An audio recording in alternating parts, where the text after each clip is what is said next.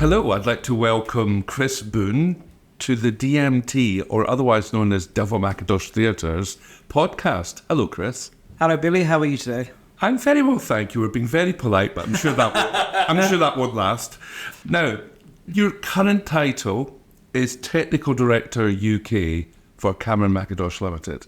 But we've known each other a long time over various iterations, and I just think people will want to know how you got into the business that you're in and give us a flavour of what you're working on at the moment. So if you could just sort of tell us how you got into this world. So I started off at school really with an interest in the arts. My mum was a community artist and did weird and wonderful projects. So spent most of the summer holidays doing bits and pieces with her. And then in the local village, they used to do a large bonfire. And not just a pile of wood, this would be a big sculpture.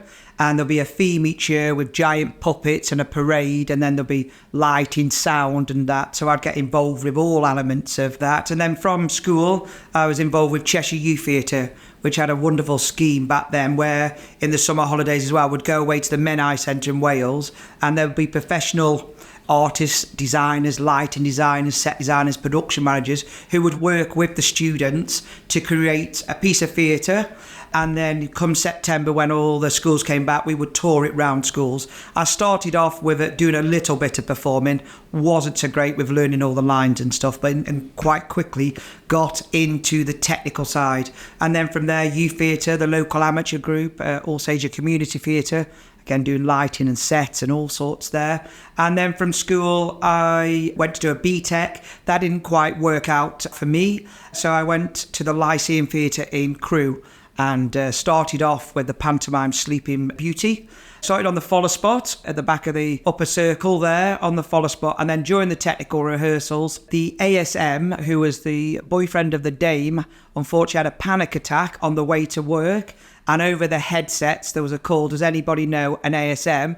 And I was 16 and a cheeky chappy. I said, I could do that. And as I came down from the upper circle, I was thinking, I don't even really know what an ASM is, but went on stage and started off there. There was a great group of people who taught me my trade there. So in a way, I think I had like an apprenticeship without the official side at the Lyceum in Crewe. We were very fortunate there. English Touring Theatre were based there, producing 4, new shows each year. So involved in the production periods, which are always good. A lot of modern Shakespeare. We thought we were doing cutting edge theatre. Shakespeare in a pair of jeans and a projection screen at the back. So there was lots of that, working with wonderful creative teams. And as part of that, at the Lyceum, there was a huge amateur scene there, which was great for opportunities for myself, young coming up technicians, to get in with some set design, operating lighting and sound. And then as well at the Lyceum in Crewe, there was a repertory company, which was the Charles Vance Rep Company. It'd be a 6-week season, and it would be split between the Lyceum in Crewe and Wolverhampton Grand. So we'd have a series of flats, so scenery, all different sizes, and on a Monday morning, we would decide where we were having a door, where we were having a window, and we would bang the set together to create a set for that week's play. And then there's the technicians there. We would pull straws to decide if you were working on stage, operating the lighting, or operating sound. So again, we all joke about it, but looking back now, it's just a great way, great training over those 6 weeks, and all the different actors would come in, and the first week you'd think, oh, they're not good. And then you think, oh, we've got another 5 weeks of them. So yeah, it was quite an interesting thing, the Charles Vance Rep season. I remember back there, you could see all 6 of them. I think you'd buy 4, you'd get 2 free, and I think it was like £25. It filled the theatre for another 6 weeks, and some of them were really good. Some of them were, I don't think they were supposed to be comedies, but there was a lot of laughter over the headsets, believe me. I love the idea of pulling straws to know what your job is. Yeah. Them were the days. Yeah, and if you were backstage, it would be literally the front cloth in, front cloth out, and if somebody came through the door, you would have to, because the set was so wobbly, because it was just held together by nails, there would be a box with a little door in it, and you would just let go of the door to try and time it when somebody came through the door. And from the Lyceum, I moved over to the ATG Theatre Group, opened the Regent Theatre in Stoke-on-Trent. I was there for a couple of years. That was a receiving house, so we didn't create any shows there. We were just on the touring circuit. So shows would come in, and it was really interesting. We did lots of wonderful shows, and it was great opening a new building. But the creative side I really missed. So I got offered to go on tour with Dr. Dolittle. Went on tour with Dr. Dolittle. Unfortunately, that didn't last too long. And then following that, I went on tour with Miss Saigon. And that was the first time I worked with Cameron Mackintosh as a deputy head of stage. I was on Miss Saigon. Wonderful show. Stayed on that for over 2 years, or the whole tour. From there, I went to do Cats. And looking at Cats, I always think of that as my university days, because going from Miss Saigon, lots of technology, lots of things moving, huge set, to go into Cats where it's just lots of cats dancing around and a car boot that lifted up and down, and my cue sheet was, 2 or 3 cues. So it was great fun taking that. And from there, I did Mary Poppins when that originally opened in Bristol Hippodrome. So I went there as head of stage on Mary Poppins. And from there, that had a London transfer to the Prince Edward Theatre. And I came to London for a few months to do the transfer. And this was when? Must be 20 years ago. Yeah, I don't know. Obviously, that's when I got to. Yeah, maybe it was 2004, but we'd have to check that. Don't quote me on that. 2004, around that time. And then when he came into London, the technical director at the time was Nick Harris, and we went out for a coffee, and he asked, "What do you want to do next?" I said, "I really want to get into production management." He said, "Oh, why don't you come and work in the office?"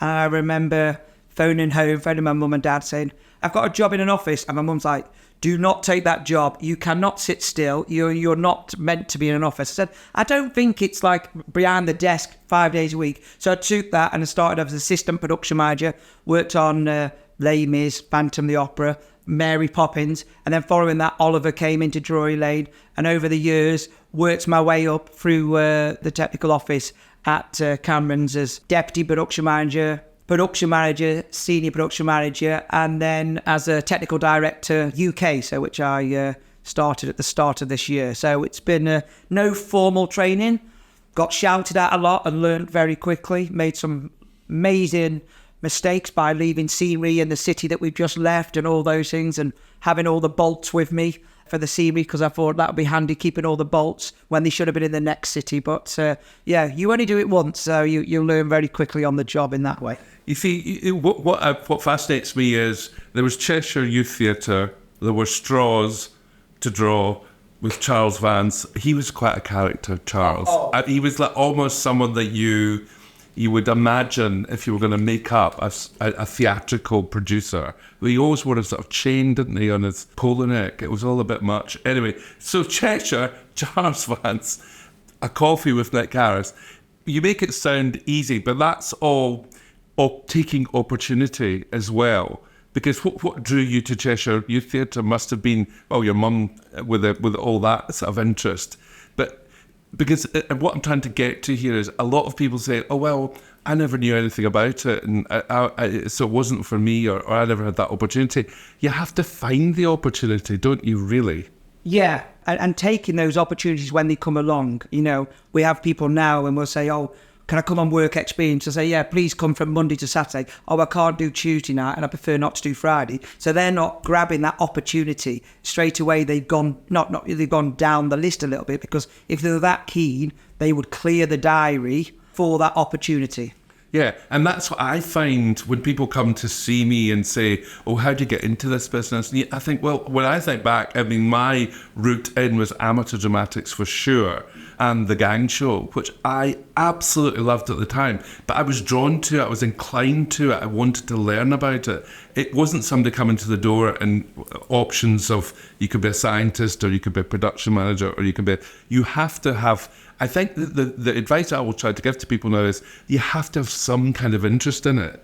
Don't think it will stimulate it in you. You have to have it naturally. Yeah, and I always think there's two sorts. There's people who are active and, go along there, and there's people who are proactive, and I always found myself being that proactive person. The only reason really I had a more of a relationship with Nick Harris, the technical director, when we were doing Mary Poppins in Bristol, you know, we're up against it in the technical rehearsals where we're pulling everything together, and the directors wanted some performers to be at height so they could look over the rooftops of London. So straight away I jumped on a call to a local company that hire ladders. So I said to Nick, in the morning, we'll have 8 sets of ladders. So it wasn't the end result of what we did, but it was a way to get the creative team a picture so they could see it. So Nick Harris always says to me, it was that spark there which made him realise that I'm a doer, I can get stuff done. You need to have that within you, really, and that comes from your interest in the subject, and that I think that's also important for people to kind of realise. In saying that, there are people who don't get much exposure to that world, and I sat in a meeting or a presentation with you with a school from Westminster, where there was a model box, there was the wigs, there was makeup, there's all these different things. And it was all to do with Les Mis and Les Mis and Les Mis. And about half an hour into questions, this wee girl put her hand up and said, "Can I just ask what Les Mis is?" And we sometimes forget the jargon can make people not know what it actually is. And that was such a revelation to me. And I remember, it's Les Mis. And I'm like, right, that's what we would say. But we were so kind of using the jargon, the language, we didn't realise that people that have not been exposed to it don't have that knowledge. So what I'm saying is there's 2 elements to that. You know, if you've got the interest, you'll find out about things. And she asked that question because she was interested. That was the point. And we were able to kind of, let her know what it was. Yeah, one of the things that I always remember now, I always say to people, if you don't know, please just ask. Because I remember at the Lyceum, Scott Ramsey, the stage manager, said, could you go downstairs and get the set of treads? And I didn't want to, at that point, I just ran downstairs. And I went underneath the stage and I looked around and I was like, what does he mean by treads? And I was there and he was on stage shouting my name, and I came back up and I was like, I'm sorry, I don't know what treads are. And he said, why did you go down there if you didn't know what they were? And treads are steps, just a theatrical jargon. But yeah, exactly that. But I think any industry has that version of that. Yeah. I know that when I went to work at De Winters, and somebody said, we need to pro up the ad. And I'd been brought in at quite a senior level, and I didn't really know what. So I had to go, oh yes, fine, and then I had to go to ask one of the juniors, what the hell does that mean? And it was just size it up, but I didn't know what that meant. So it's always better to ask, isn't it? Yeah, always better to ask. On that, when I started as an ASM, on the props list there, it said sugared almonds for the props list. So I went out and got some sugar and some almonds and came back and went, what is this? They went, no, they're the same thing. I was like, okay, I'm going back out to the shops. Now, currently you're working on the Les Mis Arena Tour. Yeah, that's correct. Which is to do with, and this I can't believe I'm saying these words, it's the 40th anniversary of Les Miserables. Yes, 40 years, yes. To make your head around that. I mean, I remember going to the 25th as if that was not that long ago, 30th, and now it's the 40th. I mean, that is an extraordinary achievement. And to make that celebration, the idea is to have this arena tour, but that's logistically a very different thing from a stage production. Yeah, so we go into arenas and we go into large theatres all around the world. Yeah, so we're starting that off in September. So we start that off in a place, it's called Production Park in Wakefield, which is a giant warehouse really. So we won't have an audience when we set it up and do all the technical rehearsals. And then we move into Belfast. It opens in Belfast. So it's an orchestra of 26 people. They're about 3 meters in the air on a big platform, and then an ensemble of 39, 40 people and different cast who join us along the way, UK, Europe, and then going a wider field. The set's been designed to go in trailers, so around Europe in our 45-foot trailers, which we transport all our scenery around. And then it goes into sea containers, so we can go further afield. And then there's a few legs of the tour, because of the timing, that we actually put the set in an aeroplane as well. So, yeah. Well, maybe we'll have to have another podcast in a year's time, and I can say, yes, it did fit in an aeroplane. How was it? Yes, it did fit in the aeroplane, yeah. So, but when do you start to get involved in the designer's vision and fulfilling that what is in someone's head? Yeah, so the scenic designer will come up with their concept drawings, and, we'll go to the creative team and to Cameron, the producer, And then we will get involved very early on with there. So they come up with what's known as a white card model. So it's like a doll's house. It's all to scale. And that gives us an idea of what the set's going to be. And then during the process, if we got the proportions and the orchestra size and all this sort of stuff correct, we are quite fortunate with this concert because it is based on the concert that we did at the Sondheim and at the Gielgud Theatre, but because we're going to arena, a larger scale, but we did know where the ensemble are going to sit, where the orchestra sit.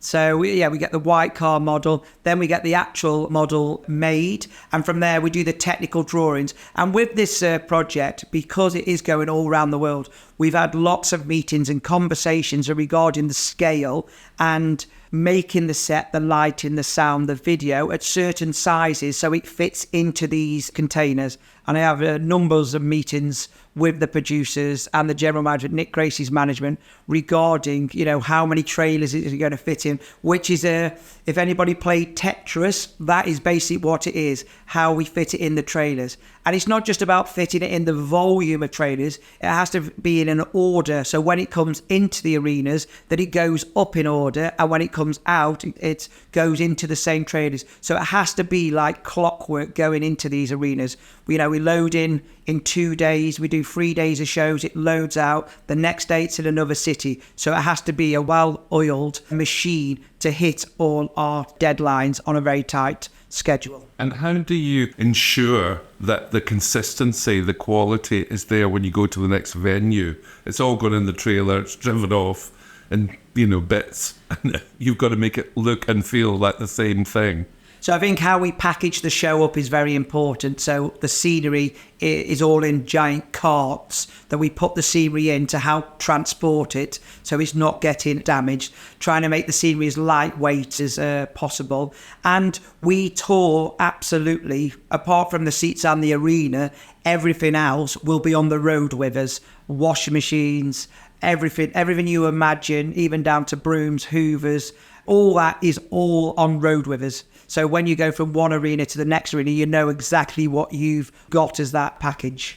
And that helps to ensure that consistency, that quality, because you've got it all with you and you're able to use it as and when you need it, rather than as MD got it. As long as we have some power, some seats, I suppose some toilets as well, and a strong roof to hang our show, everything else will be on the road with us. And in terms of being on the road, certainly touring in this country and Europe, have you seen a lot of change in the technology, in the way that things are done? And you mentioned earlier, like lighter weight stuff. Has that changed a lot, or is it still basically the same? No, it's always changing. When I started touring with Miss Saigon, we would have 10 days to go from one city to the next city. So there'll be no income for 10 days as we close in one city to the next. And that would have been, to be fair, about 22 Arctic trailers. But now with our current show, so Hamilton is on the road at the moment with 17 trailers. We've got Mary Poppins going out this autumn, which is closer to 18, 19 trailers. And we close on a Saturday night. Say we close in Glasgow, not as Billy there. Close in Glasgow close on Saturday in Glasgow, and then we could open up in Manchester on a Tuesday night. So we have teams working around the clock. So to load out one of our large-scale tours, we have a team that come to the theatre on the Saturday night in Glasgow. They work through the night. We have another team who work through the day in Glasgow. At the same time, in Manchester, where we're loading the show into, we have a team that start there at 8 o'clock in the morning. So as soon as we get the scenery and lighting, sound from the previous venue into Manchester, then we start loading up. We work all day Sunday in Manchester, all day, all overnight Sunday, into Monday overnight. So by the time we come in on Tuesday morning, everything is set. Tuesday morning, we focus the lighting, we do the sound balance, the orchestra join, then the cast join at about 12 o'clock. Then that afternoon, we have a full dress rehearsal because we will be picking up local dressers who help the cast dress themselves. And we have follow spots and stage crew who have never done the show before. So we have a dress rehearsal that afternoon, and we open that evening. So with technology, technical drawings, and just the better use of time, we've been able to get these tours down to fine art. To be fair, Mary Poppins, because she flies over the auditorium and other bits and pieces, we do open that show on a Wednesday as well. So but a lot of technology with all the technical drawings really helps with this now. And as we were saying, things getting lighter as well have really helped. And how we tour these shows is very, very different now. In terms of the technology, because that is all evolving and changing, where does that come from in terms of introducing it to a new production? Is that suggested by technical, or does the designer know about it and say, I want to use AI robots, or I don't want cast anymore? It all comes from the creative teams and their associates who work with them. They'll be up to date with a lot of this technology as well. With all the moving lights now, before we used to have like generic lighting where you'd have one light, you'd point it at one spot on the stage, you'd have a coloured gel in front of it, and that light would do that colour for the whole performance. Now we have the intelligent lighting, the moving lights, which are like mini robots. They can move anywhere across the stage. They can change colour, they can change shape, and they have these discs that go in front of them, which are known as gobos, to do the patterns on the floor. And you'll see a lot of those with any show you go to, or even on television, you see a lot of that intelligent lighting.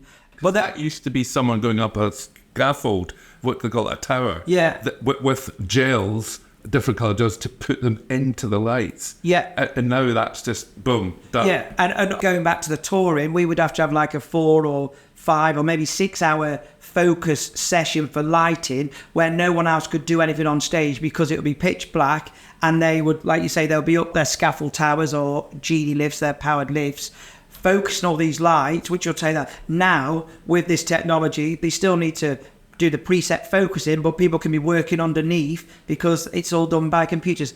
I think the big change in a lot of our shows is the use of projection and the use of video walls, which we see across the Delfont Mackintosh group. Even there's not many plays now, Billy, that come in without projection, video. It's a huge part. MJ, the video on MJ is incredible, and all these shows have a lot of video in them. Yes, and the new Les Mis tour is a great example of that, how that has become much more projection-based, hasn't it? Yeah, so we call it the new production of Les Mis, but it's over 15 years old now, the one which is at the... Time flies when you're having fun. At the Sondheim Theatre, yeah, but that was used projection. The first time we did that, those years ago, it took 4 projectors to cover the back wall, but as technology moves on, we can do it with 2 projectors now. They are the same price as 4, but yeah.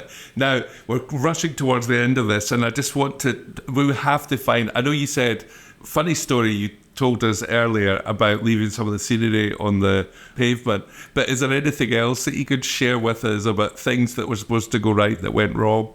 And it's funny. Oh, there's so many of them, so many stories like that. I think one of those was, it was Dr. Dolittle, and we moved from Wolverhampton to another city, and we started loading the scenery, and everyone said, has anybody seen the front cloth? And I was like, I'm sure, it's here somewhere. We checked everywhere, nowhere. So I was the one, made the phone call to Wolverhampton Grand. I said, oh, is anybody there from the technical office? He said, oh, no, not today, it's dark. I was like, oh, could you just nip onto stage to see if there's a bag which says Dr. Dolittle? And he went, he obviously didn't have a mobile phone, so he went off, and I was like panicking. Went off and came back and said, no. I said, oh, could you just check? Could you look up and see if there's anything? And he came back and went, oh, yeah, there's a big banner and it says Dr. Dolittle. I was like, okay, there is a taxi on its way. Can you please get a technician to put that in a bag? Yeah, So that was one of those moments, yeah. And Mary Poppins, we have like 18 trailers of scenery, and we left the... on the chimney, the weather vane. We left the weather vane because it's just up. When the wind changes, Mary Poppins will, there's no weather vane. And it's in the first scene again, yeah. So we have a company, Diddy, he's a man with a van, and he gets us out of a lot of problems. He's like, Diddy, you need to be there, pick this up and get it over there quickly. Yeah, so there's always there's always... I like to hear where there's all this technology changing and advancements that a man in a van's sorting things out. That's really good to hear. Yeah, absolutely. And sometimes I get the scale totally wrong. So you just need to get there on a motorbike, it'll be fine. And he went somewhere to get the flying lines for Mary Poppins, and he turned up and he had all the steels gaffer taped to the back of him on this motorbike, and it was a huge thing. So proper showbiz. Yeah, I love it. There's lots of stories. Probably some I can't tell, but yeah, there's lots. Well, I think there'll have to be a sequel, Frank. They give you time to get them all listed so that we can hear them. Thank you very much, Chris. That was really, really interesting to hear that insight into that technical world. And thank you very much. It's a wonderful industry to get into. I never feel like I'm going to work. It's just a way of life. So it's very fortunate. I never wake up thinking, I've got to go to work. Well, there we are. Thank you for listening. That was Chris Boone, the Technical Director UK for Cameron Mackintosh Ltd. And next time we'll be talking to Casey Levy of Next to Normal. In the meantime, if you want to know anything about the shows, go to our website, www.delfontmackintostheatres.co.uk, and please go to wherever you get your podcasts to listen to our other Delfont Mackintosh Theatre podcasts. There's some very, very good ones on there, although I say so myself. Thank you for listening, and until next time.